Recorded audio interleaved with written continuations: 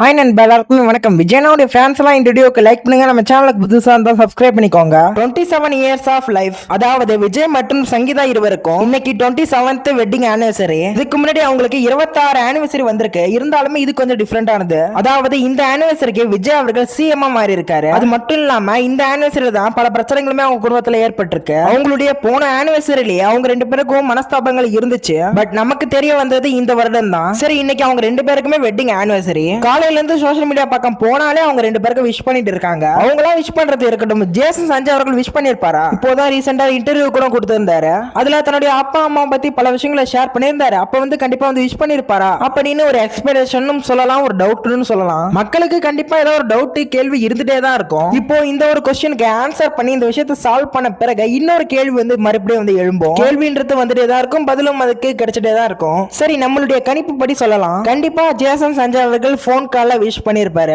அது எப்படி விஷ் பண்ணிருப்பாருன்னு நீங்க சொல்றீங்க? அதுக்கெல்லாம் வாய்ப்பே இல்ல அப்படின்னு யாராலையும் சொல்ல முடியாது. அவர் ரீசெண்டா கூட இன்டர்வியூல கூட சொல்லியிருந்தாரு, தன்னுடைய அம்மா கூட டெய்லியும் பேசுவேன்றத, இன்னைக்கு என்னென்ன அப்டேட்ஸ் எல்லாம் இருந்துச்சு அதெல்லாம் சொல்லுவேன்னு. அப்போ அந்த கணிப்பு படி பார்த்தாக்கா கண்டிப்பா விஷ் பண்ணிருப்பாரு. நான் அடிச்சு கன்ஃபார்ம் பண்ணலாம் சொல்ல, இருந்தாலும் ஒரு கெஸ்ல சொல்றேன். உங்களுடைய கெஸ்ஸை கமெண்ட் பண்ணுங்க. வீடியோ லைக் அண்ட் ஷேர் பண்ணுங்க. சப்ஸ்கிரைப் பண்ணி சப்போர்ட் பண்ணுங்க. Bye friends.